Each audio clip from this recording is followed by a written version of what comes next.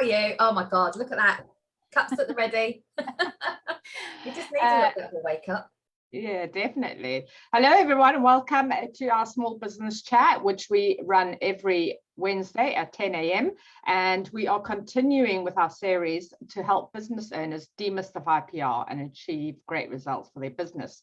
So we've spoken about in the past few weeks, demystifying PR for your business. How much does PR cost? How to create a PR strategy. And today we are talking about how to measure PR's value. Woo woo! And we've got our expert PR person in the house. So we are going to be continuing with this. So how to measure PR's value. And I think it's quite a hard topic, isn't it? Because I think back in the day with, sort of digital media, social media, everyone goes like, well, I just, I want results, you know what I mean? And it was quite hard to quantify results. Obviously, it's become easier with more analytic tools and that. But I think one of these things is PR. Say, for example, if you haven't, you put out an advertorial or a piece that features in a magazine, how do you measure that? What's your kind of return? So, yeah, so let's dig in. Dig in deep. Dig in deep in 30 minutes as best as we can. So I agree with you. This PR is so much more a long-term process, like how do you build reputation overnight? And I think, again, it's really interesting what you say about digital, because in a way, people have become more impatient. So before, maybe we got away, and I'm going to be really honest, because I've had some doubts and perhaps some cynicism around PR and its effectiveness. So I will always push the clients, and some companies or agencies do that, and others just don't. And so I'll go back into a little bit of historical sort of background here. But back in the day when I started, you would have a piece of coverage. You would create a book of that coverage, like you just take an A3 pad, put a bit of coverage on it, like even if it was this big, you would paste it on there and then show the client, oh my God, look at all of the pages of coverage, pages and pages. And luckily I was at that point where it was like, well, it just can't just look pretty. Like, what does this mean? And what the closest thing that we could as an industry align PR to was advertising. So, all right, we're targeting these magazines. You would have paid whatever the rate card was. So say £10,000 for that page. We got you a page. So we'll take that £10,000. That's what it's worth in advertising terms. And then because it's written in a way that is more engaging and not an advert that people would have read and not skipped past, it has more value. Now, here's the funny thing. It used to be, well, what sort of value is that? Is times it by 3. just times it by 3. Now, that was industry standard. And I've got to be honest, there'll be times where, depending on the title, you could have had a piece on the FT and just got a third of a page, and all of a sudden it's £90,000 worth. That's what that would equate to. And I remember actually one of our colleagues, I remember working for him, he was like, are you sure? And it was like, actually, I'm reserved in my times 3. That's industry standard. There are some agencies that will times it by 6, just because. Just because. So you can see why and then what you would do is then divide that by the monthly sort of your fee to come up to the sort of ratio, as in we gave you a return of 5 to 1, 10 to 1, 180 to 1.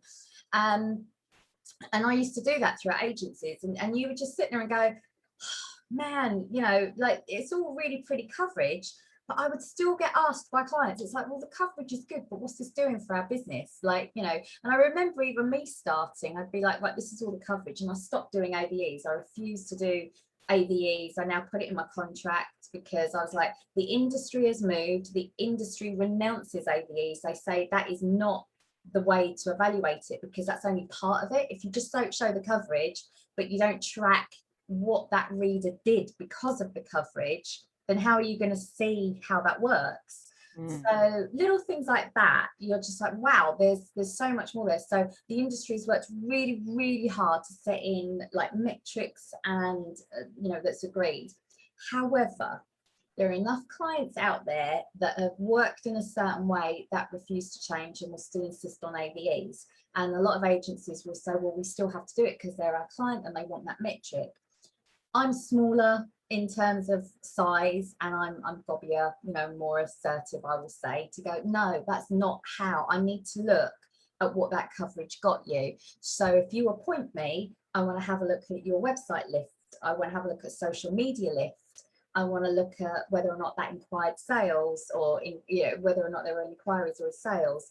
I want to have a look at if there was any referral codes that we used. So and this is the joy now, is that we have the analytics to do so. So it's a little bit of a history, but then also it's like, on one hand, it's like, well, you can only work with what you knew back then, but you can understand why PR sometimes has, you get people that just can't understand the value of it and therefore won't see the point of an investment. And on the other hand, you can see people that, because they know fully well they've got that exposure and they're seeing an uplift in sales and they're only doing their PR, they can really attribute the two. So interestingly, there's so much to go into it, and it's not just media coverage. So, what we've been saying on this series is that there are elements of PR that you could be doing that you're not associating with PR, like networking, right? Networking, perfect example. You're going to go to an event, that is your time. You're probably going to be sponsoring that event, or you're probably going to be, providing an offer at that event. That's sort of like marketing / PR, you're networking, you're building up your name, your recognition. After that event, do you just sit there and count the cards, or do you count the leads? Like, who really does that? So there's a point of evaluation that we're always missing, a measurement from even a basic point. Or actually, does anyone go, oh, because of that event, I got business that equated to whatever, that covers the cost of that membership. Yes, it's worth it. I know that. Who can confidently say in their marketing, well, I pay X and I've got X out of that. Like, I pay this for the membership and I have got this amount of business, or on average, I get X amount of leads. So therefore, we're going to keep that. How do people? Definitely. I think that's really important. And I mean, I could equate one back a client that I had for probably the past 7 years and done probably 4 different websites for, and that was through doing a LinkedIn talk at a networking group. Yeah. So if you measure that back, that's, I mean, it paid for itself 20 times over. And a membership that I've joined and I've paid like a lifetime membership, I've now got 3 times the amount back. Yes. For business. Yeah. So there you can then measure that quite easily. But then you put it back into your marketing budget, because every year you're going to have to look at what works, what doesn't, what do we cut away, what is a complete waste of time. And luckily when you're small, you can get a gut feel quite quickly. Like, I know sometimes when I've walked into some rooms, you're like, yeah, this isn't quite my tribe. This isn't the people that are really going to get the way that I work, because they work a different way and they require a different set of parameters, so therefore we're not going to gel as well. So you know what, you can tell instinctively in some places, but I think there are so many elements that I've done a piece of editorial, I've submitted an article, and they might not see anything come from it. I mean, again, PR, I've done awareness pieces for PR, got like a great big double page spread out of it, all on the client, international, how wonderful. But it was a positioning piece. It was one of those, these are the ones to watch. And I go around and go, well, how do I measure that? So, well, how are you promoting that through the rest of your marketing for people to go, oh, I saw that article you did. Yeah, would you like to speak at this event? Who does that? Unless you're working with me, you will. Yeah, there's me that nags. But equally, I do ask my clients, all right, and this is the thing to remember about marketing and PR, definitely marketing in general, it's tried and tested, isn't it? We don't know. We just don't know just yet. We have a really good idea. We have a structure. We have a strategy. But it could be that we try something, it doesn't work. We need to tweak it. We need to tweak it again, and then it works. Yeah, but definitely, I mean, something like that, if you're running a piece or whatever, and hopefully promoting via your channels as well, you're going to get an uptake and maybe likes on your pages, or people following you, or if you check your analytics in the back end of your site, you might see a spike on a particular day, or a few of the following days after that, which you can't say for certain that it comes exactly from that unless you're really tracking a specific link, or or an advert. But I think that it will give you a good idea, wouldn't it? Well, again, so PR, you're doing promotions, you're doing collaborations, so making sure you've got your UTM code, or you've got that trackable link that you're providing them so that you can see more clearly. If you're someone, and we've all been there, I will ask clients, I'd like to, when it comes to evaluation, before the review, I want to see all of this. Like, I want to see these stats. I want to see, can we measure this to this, this to this? I do that at the beginning. And some clients are brilliant. Some clients are like, here's my login. Can you track Google Analytics, just to see what's coming up? And I'll pull that into the report. Others will say, yeah. And then they never do. Yeah, and you have to have a starting point, don't you? Otherwise, it's impossible to measure against. Yeah. Absolutely. So you really should factor in, if you're doing anything, not just in PR, but in marketing as well. But the reason why PR is more hazy is that, how do you track sentiment? So we're talking about building the know, like, and trust factor, and we're talking about building up your reputation. Well, unless you're there with a clipboard going, well, what did you think of my brand before I did this activity? What do you think of it now? And that's really for big brands. They have that brand tracking tools to see it. But there's so much more out there, like with social listening, or if you're running a PR campaign, this is so important to make sure that the rest of your activity is aligned, so that if you're running a PR campaign, you've done an event, track the hashtags, on social media. Is there a hashtag that you're following about an event? Like, how much are you dominating? How much are you aligned for that hashtag? Or are you creating your own hashtag? Like, that's how it used to be. Like, little things like that. Oh, wow, I didn't even think about that. But I would definitely show that, again, I'd have done a promotion with a magazine for a client. This was quite recently. And we'd also worked with influencers. And so because we were testing, like, is this straight PR, or is this going to be a joint of influencers as well? Because I could see that, I could recognize that there were some great influencers and creators there that could just give it so much more talkability. Because yes, we had news, but you need a bit of context or creativity around that. We don't have budget to create it. So why don't we put the product in the hands of other creators that can come up with better imagery or more creative video that we can then share on our platform? So, we're looking at this dual approach. And interestingly, I was wondering whether or not PR would have that uplift, and we're doing promotions and we're not seeing a big return. But the client does the analytics, and she's working with all these amazing influencers, like micro influencers to medium. And because she's a small business, but equally, when I asked her at the end, and we're having we have honest, open discussions, as I do with all of my clients, I'll tell you if I'm happy, if I'm not happy with a campaign. I'm like, that could have done better. I'm really surprised. Or that actually, you don't realize how much, how well we did there, because on average, I'd expect this amount, but actually to get these people, to get that person to notice you, that's the element here. And she turned around and she said, because she's been tracking social media uplift, and she's been tracking, Google Analytics, she can see that PR still had a better impact than the media, like the influencer relations, which surprised me, and I'm even going to put my hand on my heart. I'll say, wow, considering how many influencers that they worked with, it just took like one or two really specific PR pieces to really shift that, sort of like flow, to get more traction. And it could be association, it could be, all these elements. So you do have to track. The other thing to remember, just speaking a little bit more generically before I drill down into some more reporting tools that I could recommend, but we look at what your long-term objectives are, because what we've been saying is that PR is far more strategic, it's brand building. So we've got a long-term view here. So what you should perhaps think about when you're looking at PR is, yes, of course, you're looking at the goal, but then how many steps before you get to that goal? So you might think, oh, well, I'll get media coverage and I'll get to that goal. No, you might get media coverage, you might get a speaker opportunity, you might get a piece in a trade industry where another national would see it, and then you're seen as the one to know.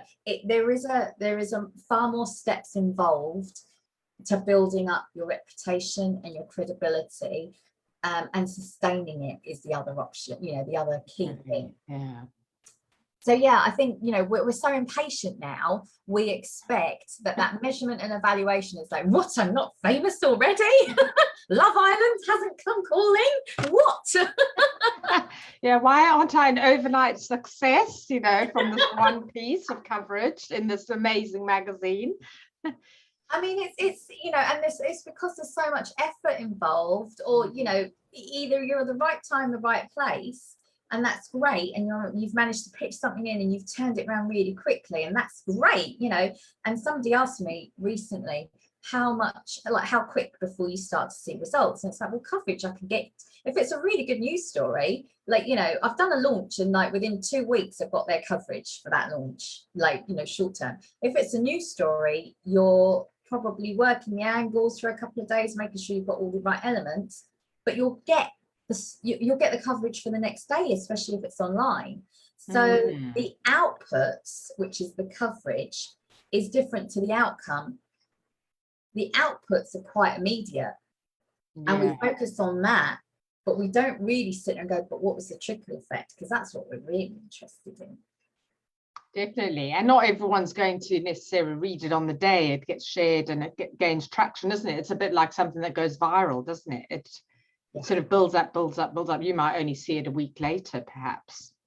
Yes. Yeah. And I think one of the key points that I would flag up as well is that even media, so I think we'd said at the study of PR like a couple of shows back that I think something ridiculous, like 92% of PRs will still do media relations, because that is such a big part of our job. And there's me saying, well, it's not just media relations. But having said that, the media model has changed. The publishing model, it is more focused on clicks. So it's not just the headline, which is sensational, it's all must buy the papers. It's how many people clicked to view that story. So that's why the clickbait headlines come in. They want to make sure that people are going to want it, and that's how they're going to value that piece. So it wasn't from newspapers. So if the papers have changed from newspaper sales to clicks, and that's how journalists are being employed, like how good are your stories? How good can you turn a story around to make sure that we get the most clicks, and that will seem to be driving traffic and engagement. So if you imagine that's what's happening in the publishing world, then if media relations is such a key part of PR, then that's why there is so much more to consider, and it's not just about the coverage on face value as to whether or not this was a success, and we've got to dig down deeper. Definitely. Right. Yeah. And also the comments as well, isn't it? I mean, if an article, people are spending a lot of time on that and commenting. I know, for example, on Guardian, there's, it's a huge part of it, isn't it? And I think that, below the line. Yeah. You are 100% right. So the other thing that since I started, and it's a really well-known tool, so I used to get evaluation companies and sort of like reporting companies phone up. Hi, we'd like to introduce you to our model. And honestly, they must hate me, because they think it's going to be like a 20-minute call, and I'm on for an hour going, what's wrong with the state of the industry, and why are we not measuring our worth, and we can't get the clients, and if they don't invest and understand the investment, and then if they don't understand the investment about if they know that working with a certain title works, then the client will invest with working with that title more, and that includes advertising. That's ultimately what the title wants, is the client to advertise. Yeah. And you won't get featured all the time unless you're advertising. So you see my point. It's pay to play as well. And but there is only one company that I've worked with that I genuinely went, hallelujah, you get it. So and this is like, honestly, I don't get paid by them, but I'm in freelance PR groups, and I swear I have to literally say, I'm not being paid, but every time you're going to ask me this question, I'm only going to recommend one company, and that's Ace Media. And if you're a business owner, or if you're a PR, or if you're in marketing and you just want to track it, like I've done it for social media campaigns, this is brilliant. It's a brilliant reporting thing. But actually, Karen, it goes into what you've just said about how to track. So yes, we can do it ourselves. We can look at Google Analytics, absolutely. And I think you always should do, because none of these stats align. You could look at Facebook Analytics and then look at Google Analytics, and there's still a jump. I've never found one tool that ever got it right, or one platform that works.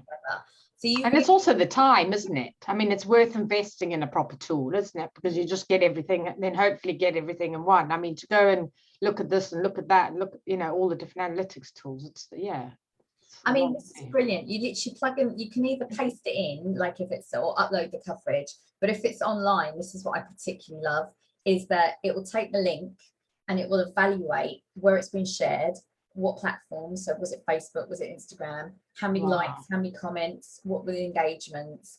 It will look at, you know, you'll type in, does it have the key message, does it have the brand name, does it have the URL, you know, does it link through, how many clicks were on that URL. And so for me, that was the first time I was like, oh my God, we're actually seeing what the trickle effect is for the first time in reporting. And they are both PRs and tech, like they're PR geeks and tech geeks, to be able to marry up the two. And it's the first time I've seen it personally. And I'm sure if you've got others, please share, because ultimately, you know, this is for a much more long-term view here. Like we want to bring in all elements. So I'm only going to talk about one just yet because of the time, but also because of my personal experience. But the other thing that they do is the other thing is working with influencers right now, or bloggers. A blogger like effectively could have lied. Yes, I have 3,000 people visiting my page. They could have lied, you know, and now what they do with their tool is that they have a specific tracking, so that they can also look at, right, how many visitors does that blog or that influencer actually have, like, to their website. Wow. That is cool. And also the domain ranking of that website, which is massive in terms of SEO, because ultimately what you want to do is create inbound links to your website, right? Absolutely, so again, this tool is like every title is ranked. We can have a look at what their domain ranking is, domain authority is as well. So they do, they've done both. So you can have a look and it will measure it, and then you can see how that's going to impact your SEO. And then again, I would say go into your Google Analytics still, have a quick look, like just once a month, just have a look. Whenever you get the report, you put it all together, just double check and just see, is this actually, you know, is this working? Like, are they talking the same sort of stats here and metrics? But the interesting thing is that, you know, I think another one that I really enjoyed working with was Diary Directory. If you're in fashion, beauty, you know, art, you know, more that side of things, in consumer products, for example, Diary Directory have a fantastic function where, again, the influencer, we always think that the volume's better. And again, it's all vanity metrics, like how many social media followers have they got? Oh my God, we must work with them. But and you don't know how they, as you say, you don't know how they're measuring it as well. You know, people are all going to do it in a different way, isn't it? Or whatever their experience is. Well, yeah, exactly. And sometimes I think we found that you could have a massive following, but you're not necessarily going to have the engagement. And so again, what Diary Directory do is measure, all right, we'll have a look at the numbers of followers, but we'll also rank them on how engaged their posts are and how many people are commenting, and actually really, and relevant topics, not, you know, not bots.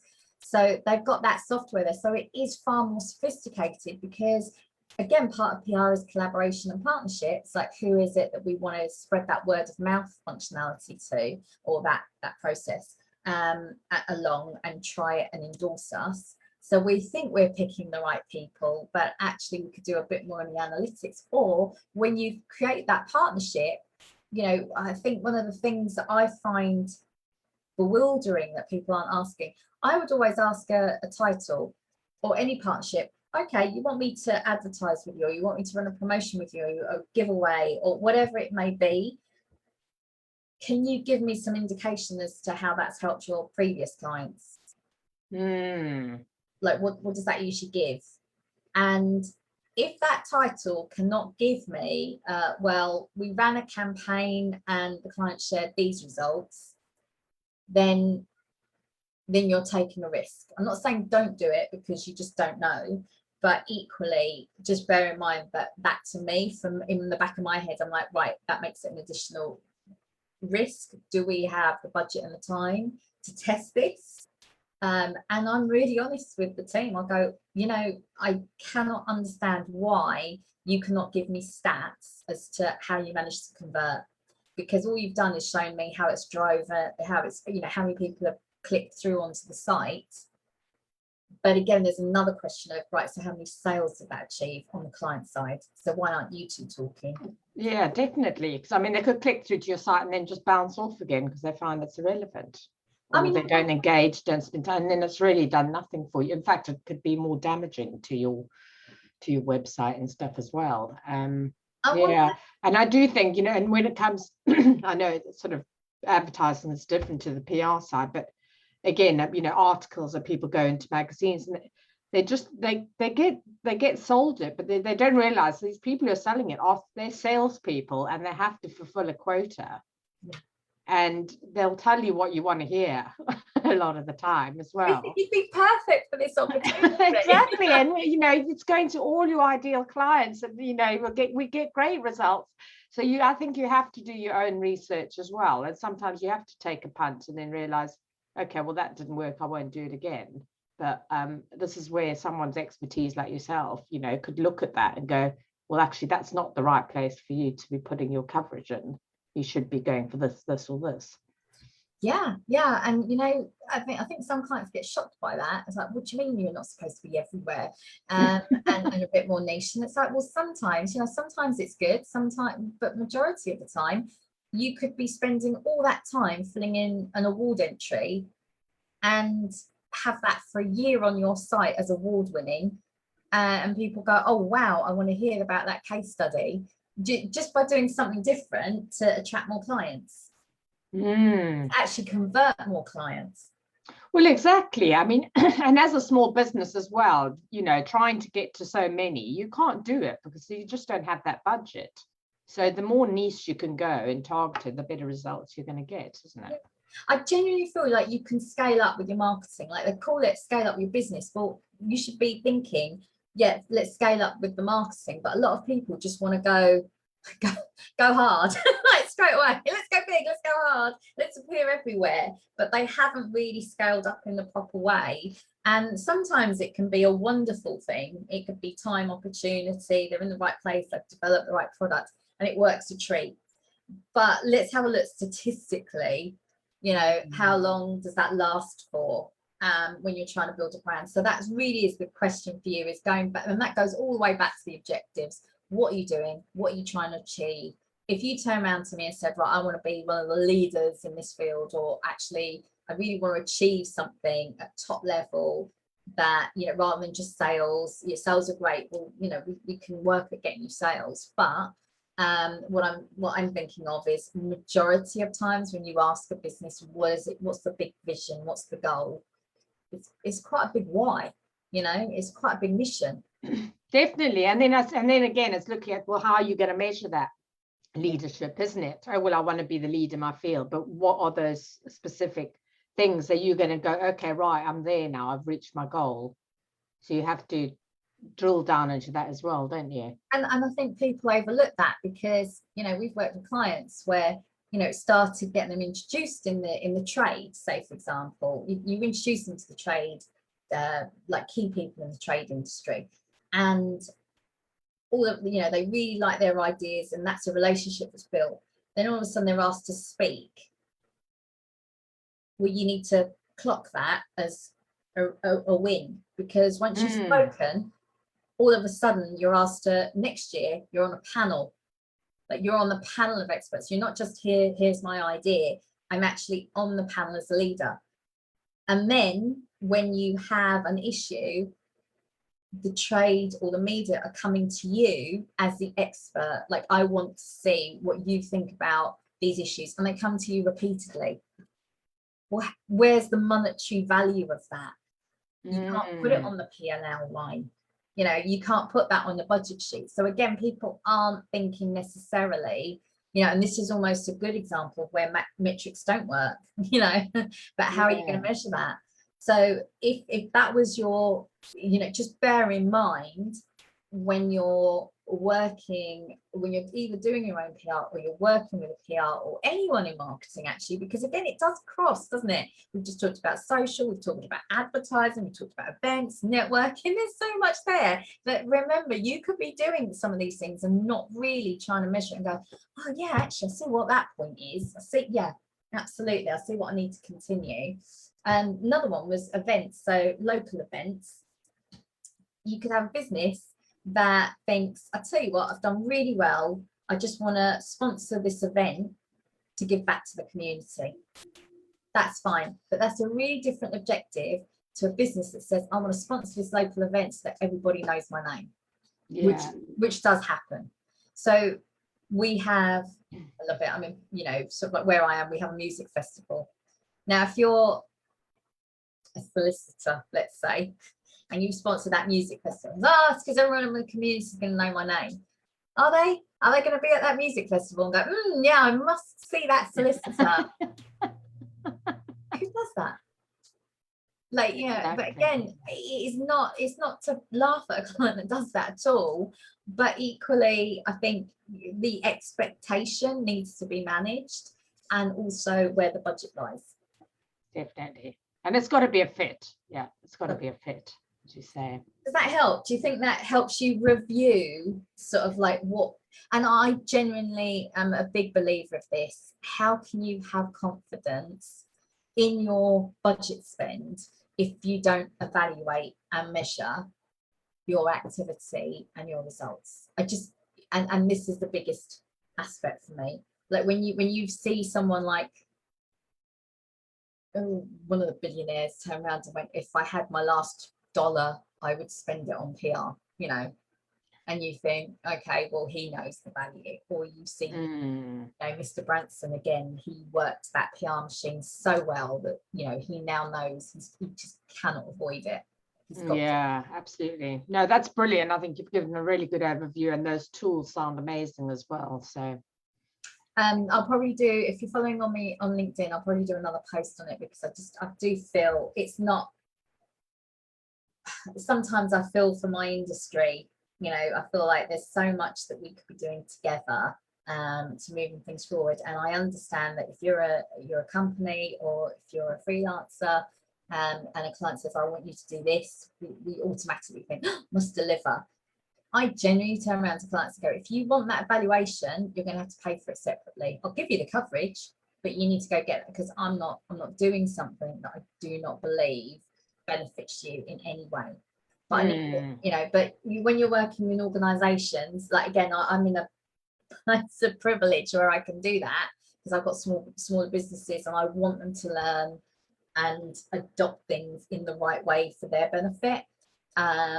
But when you're working in a key organization, I appreciate that's not always what's going to happen. But then we have to ask the question, it's not just the PR, it's the clients as well that need to drive that industry forward through transparency and open review as to what that activity brings, so that we can see the value. Definitely. Brilliant. Thank you. Great insights there. Great tips. Yeah. And what have we got coming up next week then? We're continuing the PR series, aren't we? And I think we've got guest planned as well. Yeah, we've got 2 more. And so what we'll also do is, if you're not already signed up to the newsletter, I suggest please do so, because I'm going to collate and show you how, if you've missed one and you're like, oh, I'm never going to have time to trawl through it, because we get there, it's like, oh, it's really got to find which episodes to go through. I'm just going to pull together all of the episodes in one helpful guide, so it makes it easier for you to review in your own time, and, you know, gives you a reference to go back to. Brilliant. Thank you so much. Thank you, and we will see you guys. If you have any questions, please like either contact me, pop them in the comments, and yeah, just ask away. Happy to help, and we'll see you next week. Yeah, see you same time next week. Goodbye for now. Bye.